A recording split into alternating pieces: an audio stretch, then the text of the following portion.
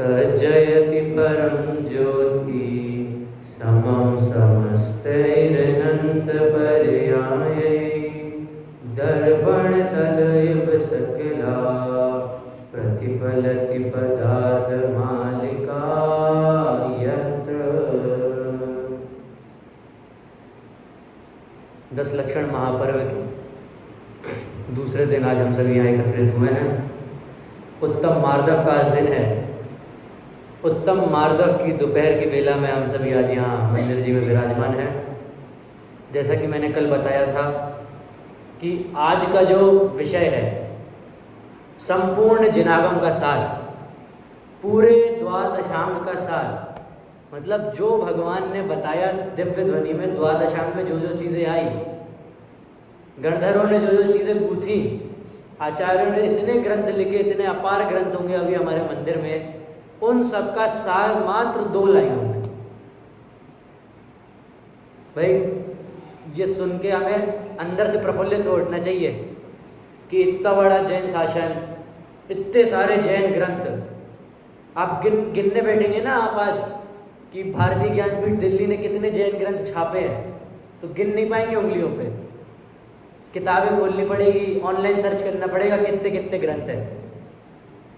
इतने अपार ग्रंथ हैं, और अगर उनका हमें 2 लाइन में सार जानने मिल रहा है तो इससे बड़ी बात और क्या हो सकती है। मात्र 2 लाइनों में उसका सार,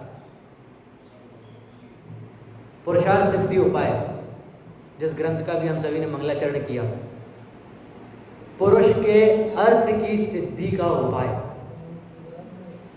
क्या? पुरुष के अर्थ की सिद्धि का उपाय। दादाजी, पुरुष के अर्थ की सिद्धि का उपाय मतलब है उसमें ये नहीं लेना कि पुरुष का अर्थ कौन सा, वो धर्म अर्थ काम मोक्ष वाला, वो नहीं लेना है। अर्थ से यहाँ पैसे नहीं लेना है, नहीं तो सब खुश हो गए होंगे कि हाँ हम पैसे कैसे कमाए, उसकी सिद्धि का उपाय बता रहे हैं। पुरुष के अर्थ अर्थात प्रयोजन, पुरुष के प्रयोजनवान वस्तु क्या है, उसकी सिद्धि कैसे करे, उसका उपाय बताया इस ग्रंथ में। ये पुरुष अपने अर्थ की सिद्धि कैसे करे, ये बात आई है इस ग्रंथ में। आचार्य अमृतचंद देव जो इस ग्रंथ के रचयिता हैं, प्राय हम सभी तो उन्हें जानते ही होंगे। आचार्य अमृतचंद देव कौन है? हमेशा से कुंद आचार्य के साथ उनका नाम लिया जाता है। आचार्य अमृतचंद देव कितने महान और दिग्गज आचार्य थे, वो भी हम देखने वाले हैं। कुंद आचार्य के साथ उनका नाम हमेशा इसलिए लिया जाता है, मानो कुंद आचार्य ने जो गाथाएं लिखी प्राकृत में, उसके ऊपर कलश लिख के उन्होंने कुंद आचार्य का हृदय हम सभी के सामने खोल के रख दिया हो।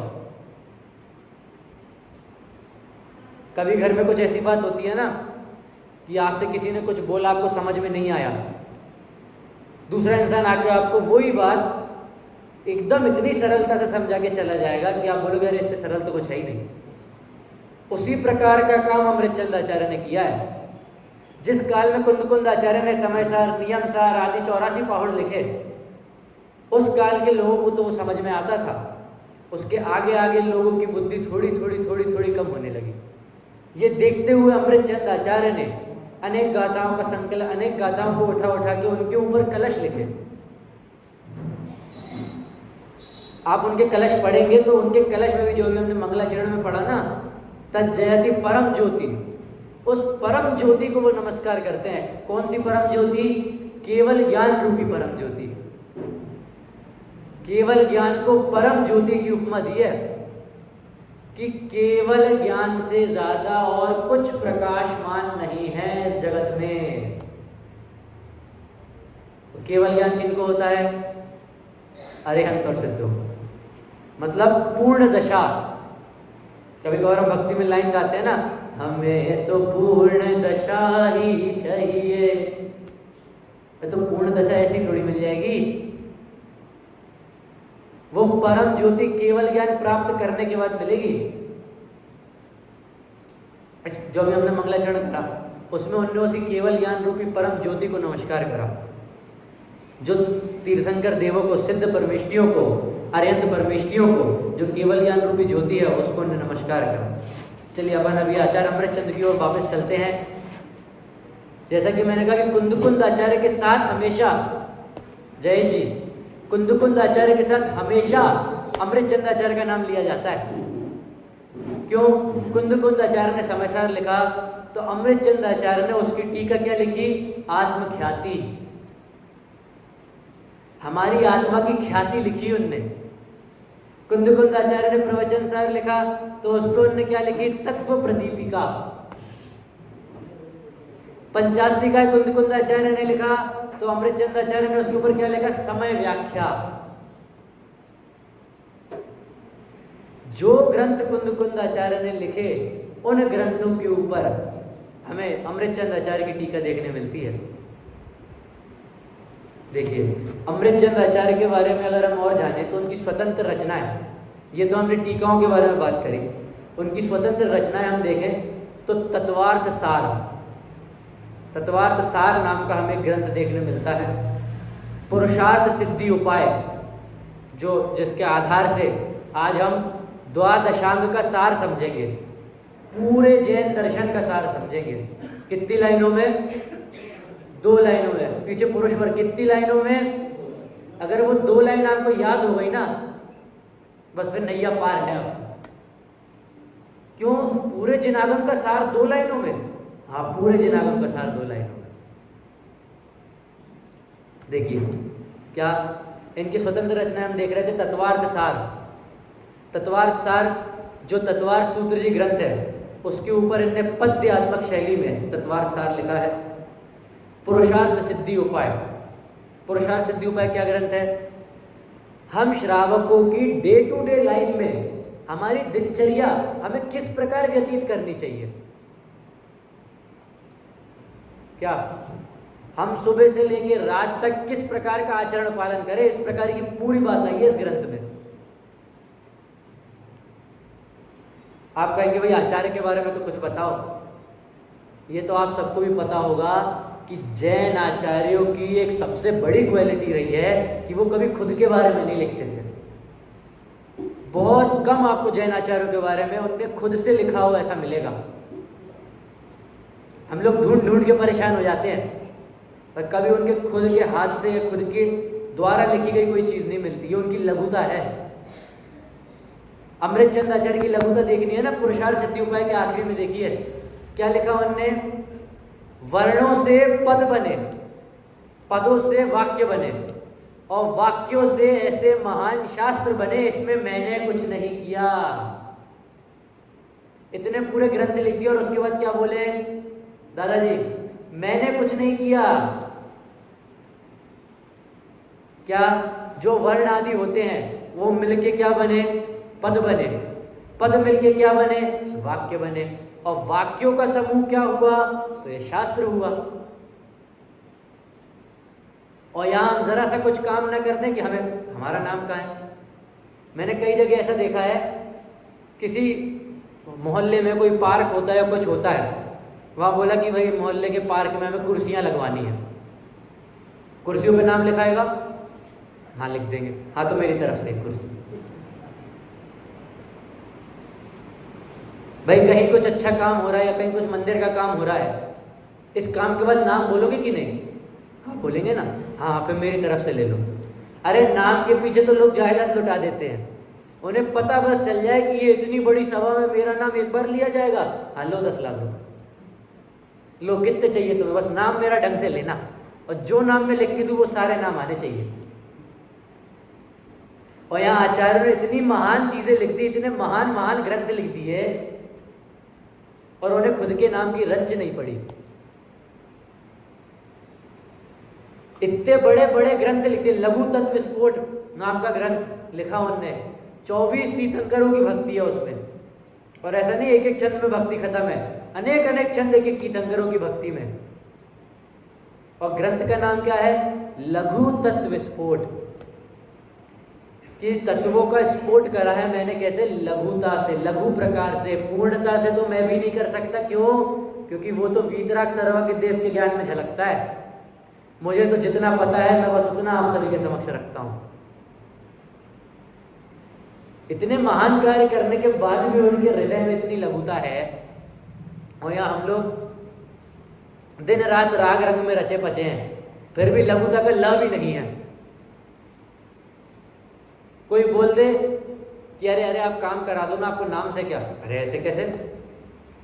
नाम तो चाहिए, पता तो होना चाहिए किसने काम कराया है, पता तो होना चाहिए। 2025 के 10 लक्षण में चिरंतन आया था यहाँ पे प्रवचन करने, नाम लिखवाओ कोई मंदिर में, चिरंतन आया था जयपुर से प्रवचन करने। अरे तुम्हें क्या करना, तुम्हारे 10 लक्षण तब सार्थक माने जाएंगे यहाँ आके कि यहाँ कुचड़ौद के लोगों को तुमने ये सिखा दिया कि जिनवाणी में क्या लिखा है। अगर कोई धर्म में नहीं जा रहा हो तो उसको धर्म में लगा दिया। अगर मैं यहाँ हट कर करके कहीं नाम लिखवा के चला जाऊँ ना, तो मेरे को अच्छे की जगह बुरी तरह से याद करा जाएगा। अरे वो आए थे 2025 में, नहीं माने, अपना नाम लिखवा के चले गए। हम समझते ही नहीं हम किस ओर जा रहे हैं। जब हमारे इतने महान पुरुष जो हमारे आदर्श हैं, जब उनको नाम की नहीं पड़ी तो फिर हम कौन होते हैं हमारा नाम हर जगह विख्यात करने वाले। चलिए अपन अभी वापस अमृतचंद आचार्य पे आते हैं। अमृतचंद आचार्य को पंडित आशाधर जी ने ठुक्कर शब्द की उपाधि दी। ठुक्कर का अर्थात उस समय ठाकुर चलता था। इससे हमने ज्ञात लगाया कि वो किसी राजघराने से, किसी क्षत्रिय परिवार के जन्मे थे। उन्हें किस शब्द की उपाधि दी? ठुक्कर, ठाकुर। आजकल की समकालीन भाषा में ठाकुर बोला जाने लगा, पहले ठुक्कर नाम से उस शब्द को जाना जाता था कि वो किसी क्षत्रिय धर्म के जन्मे थे। चलिए अपन अब पुरुषार्थ सिद्धि उपाय इस ग्रंथ पे आते हैं। क्या है इस ग्रंथ के अंदर? मैंने अभी बताया था डे टू डे लाइफ, पूरी हमारी दिनचर्या। हम YouTube पे अनेक वीडियो देखते होंगे ना कभी कभार, दिनचर्या कैसे सुधारें, समय से कैसे उठे, समय से कैसे सोएं, दिन भर में अपने कार्यों को अच्छे तरीके से कैसे करें। अरे वो सब देखने की जगह इसको एक बार पढ़ लो। जो अपना है उसकी तरफ तो ध्यान एकाग्रित करो।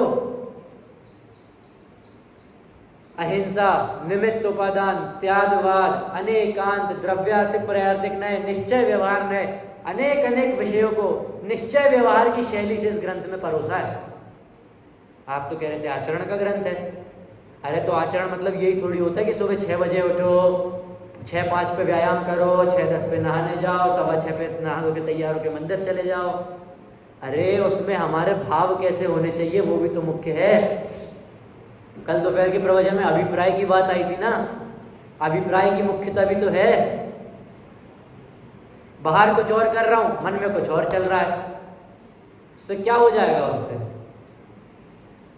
रात को भी बात आई थी ना कि बाहर तो क्रोध नहीं कर पाया, पर अंदर क्या कर रहा है? बैर धारण कर रहा है। ये सब बातों को सिखाया है इस ग्रंथ में। क्या क्या पालन करने योग्य है, पालन करते समय भाव कैसे होने चाहिए हमारे, निश्चय से क्या है, व्यवहार से क्या है। ऐसा नहीं कि व्यवहार का निषेध कर दिया है। कौन कहता है व्यवहार का निषेध करा? पुरुषार्थ सिद्धि उपाय ग्रंथ की पूरी शैली निश्चय व्यवहारात्मक है। पूरी शैली में पहले उसको व्यवहार से समझाया है, फिर निश्चय से क्या होना चाहिए वो समझाया है।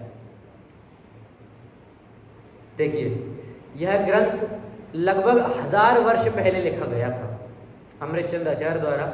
लगभग 1000 वर्ष, गारंटी नहीं बोल रहा हूं मैं, लगभग 1000 वर्ष। अनुमान से हम ये ज्ञान लगा रहे हैं कि 1000 वर्ष पूर्व लिखाया गया था। इसका दूसरा नाम हमें क्या मालूम पड़ता है? इसका दूसरा नाम जो हमें पुराने आचार्य द्वारा या पुराने विद्वानों पंडितों द्वारा पता चलता है वो है जिन प्रवचन रहस्य कोश। जिनेंद्र देव के प्रवचनों के रहस्य को कोश में आप सभी के सामने प्रस्तुत किया है। क्या भाई साहब, जिनेंद्र भगवान ने जो प्रवचन में बोला वो सारी बातों को एक संकलित करके आपके सामने प्रस्तुत किया है। लगातार 2-3 प्रवचनों से मैं बोल ही रहा हूं कि जिनेंद्र भगवान की दिव्य ध्वनि का सारी तो हम सुन रहे हैं, और कल क्या देखा था? आत्मा की बात सुनने से भी जिसको अरुचि है उसको कैसी कषाय है? अनंतानुबंधी। कैसी कषाय है? अनंतानुबंधी। सुभाषचंद्र भगवान की पूजन पड़ी थी, उसमें वो सारी बातें आई थी। अगर आत्मा की बात सुनने से भी अरुचि हो रही है तो वो तो अनंतानुबंधी कषाय जीव है। जिन प्रवचन रहस्य कोश, कोई छोटी बात नहीं है ये। बाबूलाल जी, हमने जयपुर से विधान की किताबें मंगवाई, समयसार महामंडल विधान की किताबें मंगवाई, यहाँ समयसार महामंडल विधान करवाना प्रारंभ किया। प्रतिदिन अलग अलग पूजनें कर रहे हैं। छोटी बात नहीं है ये। आलस में रह के इन्हें नहीं करना है। अरे अगर इन कामों को भी आलस में रह के करोगे फिर कहीं के नहीं रहोगे। आप कहोगे अरे ये क्या बात हुई? देखो आगे आएगा विषय, राग द्वेष इन सब संबंधी विषय भी आगे आने वाला है। क्या क्या विषय है आज का? जिनागम का सार, संपूर्ण जिनागम का सार। नाम अपन ने क्या देखा था? जिन प्रवचन रहस्य कोश। जिन प्रवचन का रहस्य, उस रहस्य का भी सार क्या है? उस रहस्य का भी सार हमें क्या बताया? तो इसी ग्रंथ के 44वें नंबर के छंद में 44वां नंबर का जो श्लोक है, क्या श्लोक है?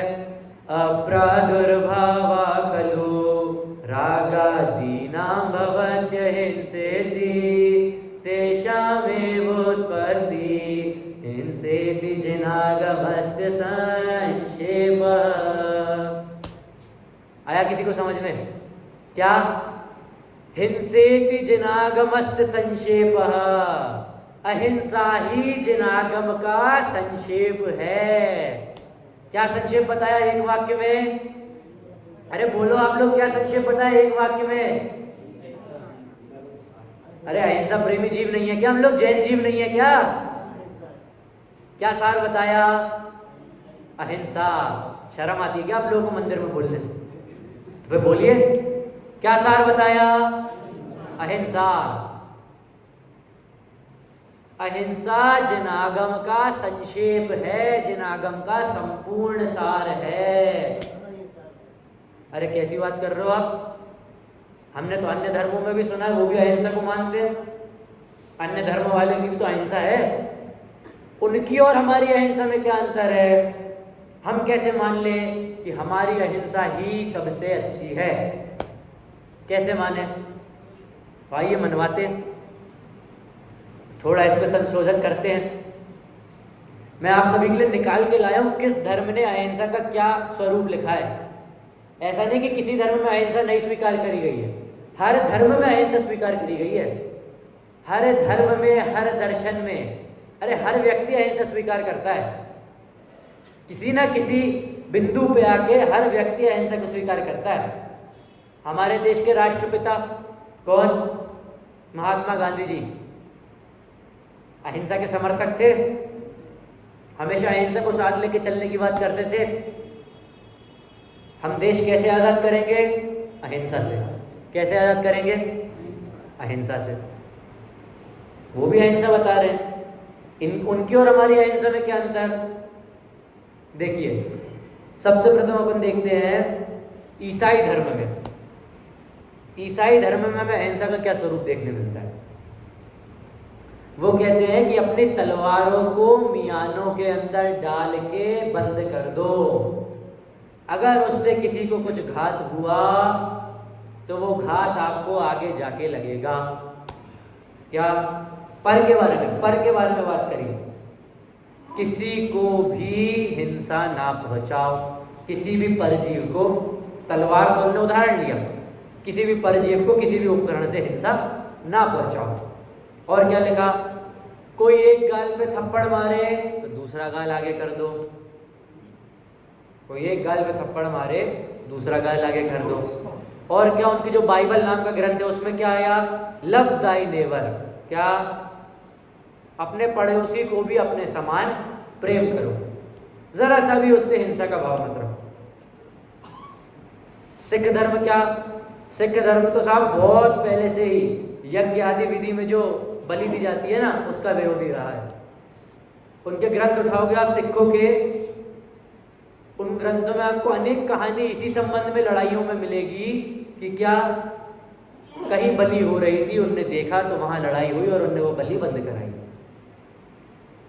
अहिंसा को मानते हैं, मानते हैं, हम स्वीकार कर रहे हैं ना। हमने ईसाई धर्म को देखा, हमने गांधी जी को देखा, हमने सिख धर्म को देखा, सब अहिंसा को मानते हैं। अगले कौन? इस्लाम धर्म। इस्लाम धर्म का मतलब क्या है शब्द का? इस्लाम धर्म का आशय है शांति में प्रवेश करना, अहिंसा में प्रवेश करना। वो भी अहिंसा को मानते हैं। तो क्या हमारी और उनकी अहिंसा सेम है? अरे क्या अंतर है? बौद्ध भी अहिंसा को मानते हैं। बौद्ध तो एक समय में जब बौद्ध दर्शन का बोलबाला था, तब अहिंसावादी बौद्ध कहलाते थे वे लोग भी। उनको भी अहिंसावादी बौद्धों के नाम से जाना जाता था। मन वचन काय से किसी की हिंसा मत करो, ये तक बोलते थे वो। हिंदू धर्म में तो अहिंसा ही परम धर्म है, अहिंसा ही परम सत्य है और अहिंसा ही परम तप है। और क्या? अहिंसा ही धर्म में प्रवर्तन कराने वाला है। इतना तक बोल दिया। अब जैन अहिंसा क्या, वो तो बताओ। जैन अहिंसा के बारे में क्या विचार है? कैसे आप बोल रहे हो कि जैन अहिंसा भी इन सबसे अलग है? अभी तक हमने जितने भी दर्शनों को देखा, जितने भी धर्मों को देखा, सब में किसकी बात आ रही थी? पर की। किसकी बात आ रही थी? पर को परेशान मत करो, अपने से किसी दूसरे की हिंसा मत करो, अपने से किसी दूसरे को परेशान मत करो। पर जैन दर्शन साथ में क्या कहता है? यहाँ तो अभी अन्य दर्शनों की, अन्य धर्मों की अहिंसा खत्म हुई है, अब यहाँ से जैन दर्शन की अहिंसा प्रारंभ हो रही है कि पर को तो मारना, सताना, दिल दुखाना है ही नहीं। दीपेश जी, पर में तो ये सब काम करने ही नहीं है किसी भी कीमत पे। अरे जैन हो, किसी कीमत पे नहीं करोगे ये काम, इतना आचार्यों को भरोसा है। जैन हो, पर को तो कभी सताओगे ही नहीं। तो फिर क्या है जैन दर्शन में और अहिंसा? अप्रादुर्भावा खलु रागादि नाम भवत्य हिंसेति। क्या? खलु रागादि नाम अप्रादुर्भावा, निश्चय से रागादि भावों का प्रकट ना होना, वही अहिंसा है। क्या? जल्दी बोल गया मैं। क्या? निश्चय से मतलब असल बात क्या है कि अपनी आत्मा में राग आदि विकारी भावों का प्रकट नहीं होना, वो असली अहिंसा है। क्या? अपनी आत्मा में राग आदि विकारी भावों का प्रकट नहीं होना। अरे सिर्फ राग की जगह द्वेष क्यों नहीं लगाया? द्वेष आदि भी तो लगा सकते थे भाई। राग आदि का प्रकट ना होना तो द्वेष उसमें आ गया। पर आप बोलोगे कि हमें तो जीवों के प्रति आपस में हम देखते हैं द्वेष होता हुआ ज़्यादा दिखता है। अगर इस जगह आचार्य अगर ये लगा देते ना, क्या द्वेषादि नाम, तो फिर सब क्या राग को अच्छा मान के बैठते, राग को अच्छा मान के बैठते। इसलिए क्या लगाया? राग आदि नाम भवत्य हिंसेति। बहुत बड़ा फैक्टर है राग, बहुत बड़ी चीज़ है राग। जो हमें लगता है ना, हमें तो हमारे मंदिर के प्रति बहुत राग है। किस अपेक्षा से कह रहे हो आप? अपेक्षा का बहुत अंतर पड़ जाता है। जैन दर्शन किस लिए माना जाता है? सर्वज्ञता के 3 हेतु क्या माने जाते हैं? भगवान के 3 हेतु क्या माने जाते हैं? एक तो मैंने बोल ही दिया। हाँ, बहुत बढ़िया है। वीतरागता, सर्वज्ञता और हितोपदेशिता। सबसे पहला क्या? वीतरागता, वीत द्वेषता नहीं। अरे जैन है, द्वेष तो किसी कीमत पे नहीं करेंगे, राग भी नहीं करना है। क्या? राग भी नहीं करना है। राग भाव को धर्म मानना जिन मत में मिथ्यात्व कहा। अगर राग को धर्म मान रहे हो ना, तो जैन दर्शन में मिथ्यात्व का कारण है वो। आप मिथ्यात्व से ग्रसित हो अगर आप राग को धर्म मान रहे हो। मुझे आप एक बात बताइए, अगर आपने आपके बच्चे से बोला, क्या आपने आपके बच्चे से बोला कि बेटा तुम्हें छत पे नहीं जाना है, क्या बोला? बेटा तुम्हें छत पे नहीं जाना है। तो उसमें ये बात भी गर्भित हो गई ना कि छत के ऊपर जो बनी टंकी है उस पे भी उसको नहीं जाना है। सब आ गया ना। इसीलिए यहां पे क्या लिया? राग आदि नाम। राग तो करना नहीं है, द्वेष तो वैसे ही नहीं करना, और राग किंचित मात्र भी नहीं करना।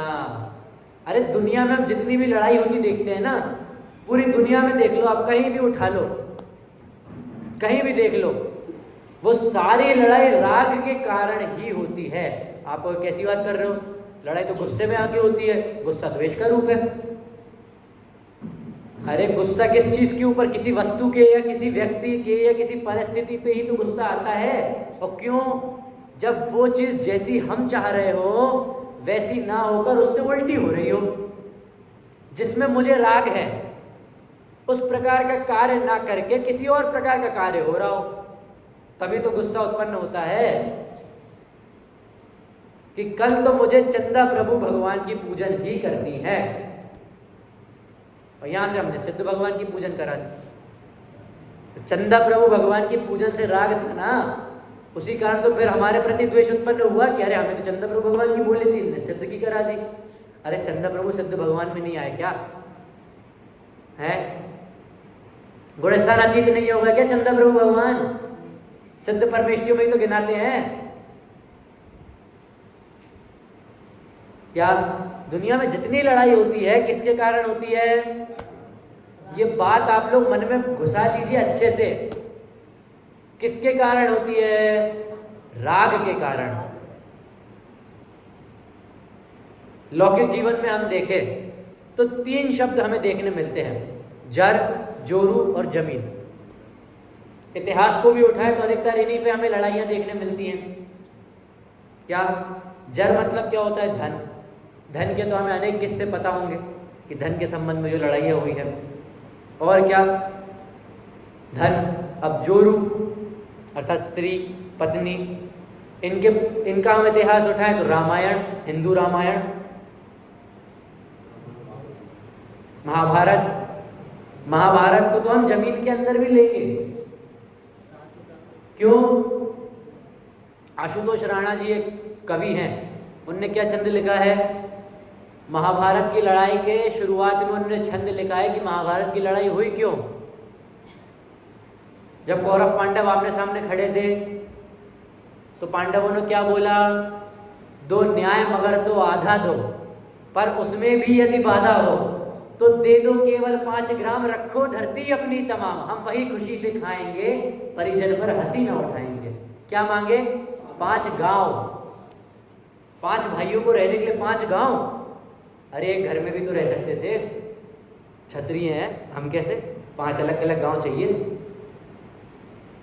राग है ना, ये राग का बीज जो हमारे मन में डला है इसको निकाल के अलग करना है। अगर हमने हमारे मन से मात्र से राग को अलग कर दिया ना तो बहुत कुछ हासिल कर सकते हैं हम सब। हम लोग हल्के में लेते हैं इस बात को। अच्छा आप कहोगे यार पंडित जी हम कैसे कर ले, हम तो अभी गृहस्थ अवस्था में हैं। गृहस्थ अवस्था में तो राग होता ही होता है। वीतरागता किनके लक्षण है? 13वें गुण स्थानवर्ती अरेहंत परमेष्टि के। आप कह रहे हो हम कैसे वीतरागता भी धारण कर लें? हाँ, वीतरागता तो उन्हीं का लक्षण है जो 13वें गुण स्थान में बैठे हैं। वीतरागता तो उन्हीं का लक्षण है। अरे पर हम अपनी शक्ति अनुसार तो उसको कम कर सकते हैं। आप बोलोगे, रोज आप यही बात बोलते हो कि अपनी शक्ति अनुसार कम करो, अपनी शक्ति अनुसार कम करो। अरे परमार्थ ही वही है। एक दिन में तो पूरे वीतरागी सर्वज्ञ हितोपदेशी नहीं हो जाओगे आप, धीरे धीरे ही होगे ना। उदाहरण लिया था ना कल, एक बार में तो इस सीढ़ी पे पैर रखे और ऊपर सीधे महावीर भगवान के सामने पहुंच जाओगे क्या? धीरे धीरे सीढ़ी चढ़ के पहुंच ही जाओगे ना। तो अपनी अपनी शक्ति अनुसार तो कम करो। अरे अपनी शक्ति अनुसार कम नहीं कर पा रहे तो उस बात का निर्णय तो करो, उसको निश्चित तो करो कि हाँ ये राग आदि भी निश्चय से दुख के ही कारण है। ऐसा निर्णय तो करो इस मनुष्य जीवन में। ये मनुष्य जीवन मिला तो कम से कम इस बात में तो इसको प्रयोग में लाओ। अच्छा अपन उदाहरण लेते हैं, इसको बड़ा मामूली सा उदाहरण लेते हैं। यहाँ अधिकतर व्यापारी जन ही बैठे हैं जिनके दुकान आदि व्यवसाय है। आप सबके मुनीम होते होंगे, सीए होते होंगे, किसी का मैनेजर होता होगा, और अपन ऊपर जाए अंबानी अडानी इनके सीईओ होते हैं। आजकल तो सब सीईओ को जानते हैं, मालिक को कौन जानता है। और अगर आपको पता चल गया कि आपका मुनीम, आपका सीए या आपका मैनेजर कोई घपला कर रहा है, तो क्या उसको एक दिन में निकाल फेंकोगे या धीरे धीरे पहले वहां से चीज अपने अंडर में लोगे? अरे मुनीम को एक दिन में धक्के मार के निकाल दिया तो अगले दिन पूरा खाता खाली कर देगा आपका, सारे बही खाते इधर उधर कर देगा, सरकार को भी कुछ नहीं दिखा पाओगे। पर निर्णय तो उसी दिन हो गया ना जिस दिन पता चला कि हाँ ये मुनीम मेरा घपला कर रहा है। निर्णय तो उसी दिन कर लिया ना कि हाँ ये बुरा है, इसको मेरे से दूर करना है। नहीं छोड़ पा रहे राग, कोई दिक्कत नहीं, धीरे धीरे छूटेगा, पर निर्णय तो करो। उस बात को मन में तो बैठाओ कभी राग हो रहा है। समय सार जी में बात आई है ना, ज्ञानी के सब भाव शुभाशु ज्ञानमयी है, अज्ञानी के वही भाव अज्ञानमयी है। ये कैसी नाइंसाफी है? ज्ञानी शुभाशुभ भाव कर रहा है तो वो ज्ञानमयी है, और वही चीज अज्ञानी कर रहा है तो अज्ञानी है। अरे उसको निर्णय है कि मैं अगर अभी राग मेरे शरीर में, मेरे जीव में अगर राग उत्पन्न हो रहा है, किसी के प्रति मुझे राग हो रहा है, तो वो त्यागने योग्य ही है। ये तो मेरे पूर्व कर्म ऐसे बंधे हैं कि मेरे को इस समय राग उत्पन्न हो रहा है, इसमें मैं कुछ करता धरता नहीं हूं।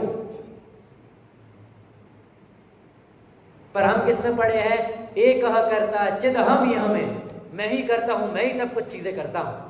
अमृतचंद आचार्य ने कलश लिखा कर्ता कर्म अधिकार के प्रारंभ में, एक कर्ता चिद हम यह में कर्म को पादयोमि, और कर्मों में घूमता रहता है। निर्णय तो कर ही सकते हैं ना हम सब भाई, इस बात को हम निश्चित तो कर ही सकते हैं ना। पांच इंद्रिय के प्रति जब तक हमारे विषय, पांच इंद्रिय के विषय कषायों में जब तक हमारा राग है तो अति तीव्र राग है वो हमारा। अरे यार 10 लक्षण चल रहे हैं, अभी फला फला क्रीम पाउडर नहीं लगा पा रहा हूं, जैसे ही 10 लक्षण खत्म होंगे उस दिन लगा लूंगा। शरीर सही रहना चाहिए, त्वचा सही रहनी चाहिए। तीव्र राग है अभी त्वचा के प्रति, और धीरे धीरे उसको कैसे मंद करके खत्म करेंगे? 5 इंद्रिय के विषय कषायों से हटाकर, दादाजी 5 इंद्रिय के विषय कषायों से हटाकर अरिहंत परमिष्टि की ओर उसको एकाग्रित करो। अरिहंत परमिष्टि की ओर एकाग्रित करने को भी आप राग कह रहे हो? हाँ वो भी राग है। निश्चय से किसी के भी प्रति राग उत्पन्न हो रहा है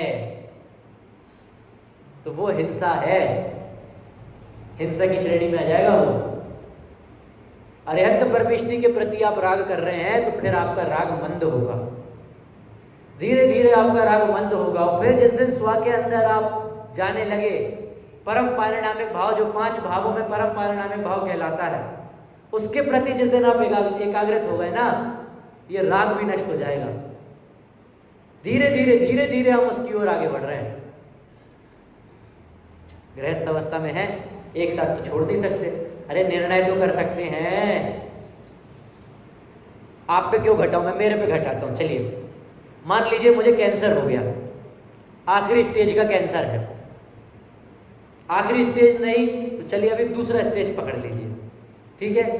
दूसरे स्टेज का कैंसर है।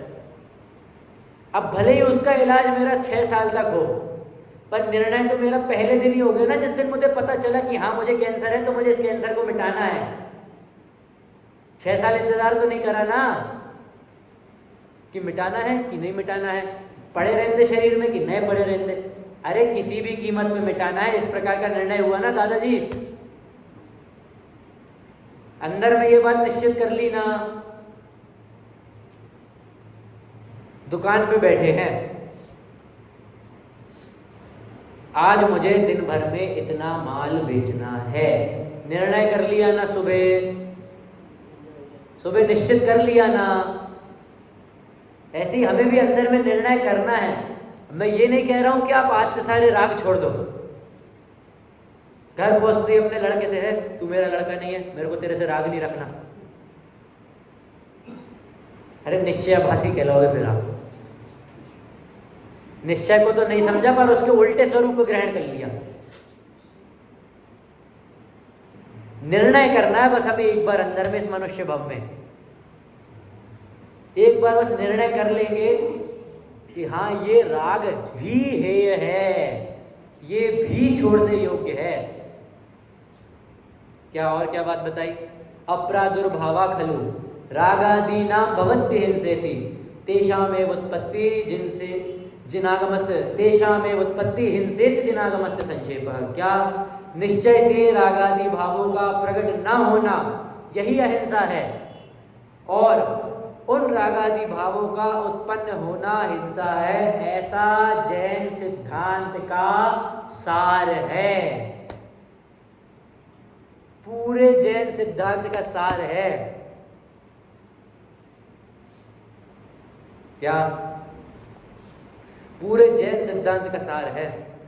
अपने शुद्ध उपयोग रूप प्राणों का घात रागादि भावों से होता है, इसलिए रागादि भावों का अभाव होना ही अहिंसा है।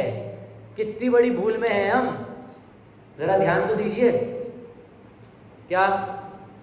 अपने ही शुद्ध भावों का घात कर रहे हैं। अगर आपको पता चले, आप आपके लड़के को डरा रहे हो, मान लीजिए वो कुछ ऐसा काम कर रहा हो जो उसके करने योग्य नहीं है, या फिर आपने कुछ काम करने के लिए उससे मना करा, फिर भी वो काम कर रहा है, आप उसको डरा रहे हो, और डराते डराते अगर आपको पता चल जाए कि अरे मेरे डराने से तो इसको ज़्यादा घात हो गया, इसको तो सही में लग गई, मैंने तो उसको समझाना सोचा था, मैंने तो सोचा था बस एक बार ऐसा करूंगा, मारूंगा नहीं, तो फिर इसको मैंने मार दिया। अरे जब पता चल गया तब उसके बाद तो उसको मारना बंद करोगे ना आप, उसके बाद उसको डांटना तो बंद करोगे ना आप। तो आज पता चल रहा है ना कि अपने शुद्ध परिणामों का हम घात कर रहे हैं राग आदि को उत्पन्न करके। राग आदि उत्पन्न करके अपने आप को अंदर से खोखला कर रहे हैं। हमें लग रहा होगा कि हाँ मैं किसी से द्वेष नहीं करता, पूरे कुचड़ौद गांव में मेरा किसी से द्वेष नहीं है बाबूलाल जी, पर मेरे को मेरे मंदिर से बहुत राग है, मेरे को मेरी समाज से बहुत राग है, मेरे को मेरे घर से बहुत राग है। इधर 2 किलो का बाट हटाया तो इधर 2 किलो का बाट रख दिया, बस कुछ अंतर नहीं हुआ। कैसे छोड़े? एकदम से तो छोड़ नहीं सकते, तो क्या बात पड़ी? निर्णय करना है। देखिए इसकी टीका जो लिखी है पुरुषार्थ सिद्धि उपाय पे पंडित टोडरमल जी ने, जो जयपुर के निवासी थे, उनने जो टीका लिखी है, क्या? निश्चय से रागादि भावों का उत्पन्न ना होना ही अहिंसा है। अपने शुद्ध उपयोग रूप प्राणों का घात रागादि भावों से होता है, इसलिए रागादि भावों का अभाव होना ही अहिंसा है। उन रागादि भावों का अभाव करना ही क्या है? अहिंसा। राग आदि, राग के साथ क्या शब्द लगाया पीछे दादाजी? आदि।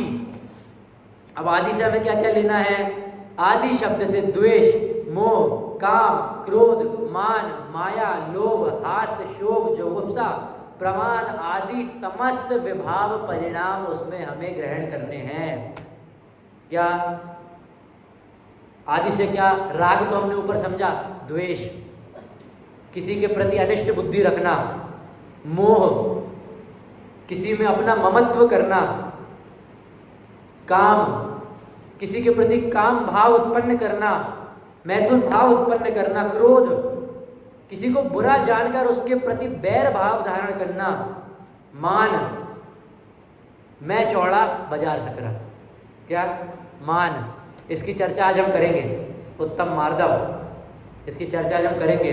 क्रोध के अभाव में हमने उत्तम क्षमा देखी, अब मान के अभाव में उत्तम मार्दव आज शाम को हम देखेंगे। माया, जो बात जिससे जैसी कहनी चाहिए या जो बात जैसी कहने योग्य है वैसा ना कहकर अपने मिर्च मसाला डाल के कुछ का कुछ कह देना, माया। तिर्या चरित्र, हर घर की कहानी। लोभ, ये भी मेरा हो जाए, ये भी मेरा हो जाए। 3 या 2 दुकानों से मेरा पूरे घर के हर एक लोगों के काम चल रहे हैं, एक काम और डाल लेता हूँ, एक छोटी सी जगह और है, वो छोटी सी जमीन और है, थोड़ी सी खेती और कर लेता हूँ। लोभ। हास्य, किसी के प्रति इष्ट अनिष्ट होकर उसके हास्य उड़ाना, हंसी उड़ाना। शोक, किसी के प्रति शोक उत्पन्न करना। जुगुप्सा, प्रमाद आदि अनेक भेद इस आदि में गिनाए हैं। इन सबको छोड़ना, पर इन सबका प्रमुख हेड किसको लिया? किसको लिया? राग। किसको लिया? राग। उस राग को छोड़ने से ही परम अहिंसा धारण होती है। जिनागम का सार है, छोटी बात नहीं है। पूरे जिनागम की समरी समझ लो आप, संक्षेप में। इतने सारे द्वादशांग, द्वादशांग 2 लाइन में है। क्या प्रयास करना आप लोग पीछे पीछे दोहराने का। अप्रादुर्भावा खलु, बोलिए आप लोग।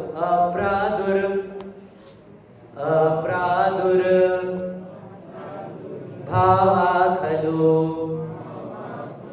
रागादीनां भवत्यहिंसेति तेषामेव उत्पत्ति हिंसेति जिनागमस्य संक्षेपः। बड़ा अनार का छोटा, ऐसे सिखाना। क्या? अप्रादुर्भावा खलु रागादीनां भवति हिंसेति तेषामेव उत्पत्ति हिंसेति जिनागमस्य संक्षेपः। पूरे जैन दर्शन का सार है अहिंसा। अहिंसावादी स्याद्वादमयी जैन दर्शन। अहिंसा को समझने की बहुत आवश्यकता है, और उससे ज़्यादा आवश्यकता क्या है कि जो राग आदि समस्त भाव हैं वो मेरे को ही अंदर से खोखला कर रहे हैं, इसका निर्णय हमें करना है। अभी मंदिर से बाहर निकलने से पहले हमें निर्णय हो जाना चाहिए कि जो हम राग कर रहे हैं वो सब त्यागने योग्य हैं। इसका पक्का निर्णय हो जाना चाहिए। कभी दुकान में हमें गुस्सा आ जाए ना किसी पे, किसी लड़के पे, अरे कैसे काम करता है, अरे ये तो कर्मोदय से थे, मेरे नहीं थे, कर्मोदय के कारण इस प्रकार। पर अब इससे ये नहीं कि कहीं भी गुस्सा कर दिया, कहीं भी राग कर लिया और बोल दिया कि हाँ कर्मोदय था चला लो, ऐसा नहीं। निर्णय हमें अंदर में बैठाना है। इस राग को निकालना है तो उसका निर्णय भी करना पड़ेगा। उदाहरण याद है ना कैंसर वाला। आपको कोई भी रोग होगा, किसी भी प्रकार का रोग हो जाएगा, उसका निर्णय तो उसी दिन हो जाएगा ना भाई। बाबूलाल जी आपसे मैंने बात करी थी कि 10 लक्षण विधान करना है, तो आपने कहा हाँ करना है, उसका निर्णय तो उसी दिन हो गया ना। उस दिन से थोड़ी मैंने 10 लक्षण विधान करना चालू कर दिया। 1 तारीख को मेरी बात हुई थी तो 1 तारीख से मैंने 10 लक्षण विधान करना चालू कर दिया। उस दिन तो निर्णय हो गया, यहाँ आए तो 10 लक्षण विधान चालू हो गया। इसी प्रकार हमें निर्णय करना है कि ये राग आदि समस्त त्यागने योग्य है। निर्णय में मैं इसलिए ज़्यादा बल दे रहा हूँ, निर्णय नहीं करेंगे तब तक छोड़ नहीं पाएंगे। आप जब तक किसी बात का निर्णय नहीं कर लेते वो बात आप नहीं कर सकते। ये बात आप लौकिक जीवन में भी उतारेंगे तो आपको समझ आएगी। आप मन में अगर कंफ्यूज रहेंगे, क्या मन में आप कंफ्यूज हैं, मान लीजिए माता जी मन में कंफ्यूज हैं कि मुझे मूंग की दाल बनानी है कि तुअर की दाल बनानी है, निर्णय ही नहीं है। पहले एक कटोरी मूंग की दाल कुकर में रख दी, तुअर की बनाओ कि मूंग की बनाओ, फिर तुअर की उठा के रख दी, अरे ये क्या बना दिया। निर्णय करिए पहले उस चीज का।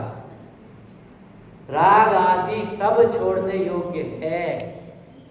इस प्रकार का जिस दिन हमें निर्णय होगा ना, उस दिन हम वीतराग पथ पे आगे बढ़ेंगे। अपने आप में हमें फील होगा कि हाँ अब हम वीतराग की ओर आगे बढ़ गए, अब हमने वीतराग का धारण करी है, धीरे धीरे हम उस वीतरागता की ओर बढ़ रहे हैं। हम भी इन सभी बातों का अपने मन में निर्णय करें, वीतरागता की ओर आगे बढ़े। इसी प्रकार की मेरी भावना है आप सभी से। अभी मैं मेरी वाणी को विराम देता हूँ। ओम नमः सिद्धेश्वर।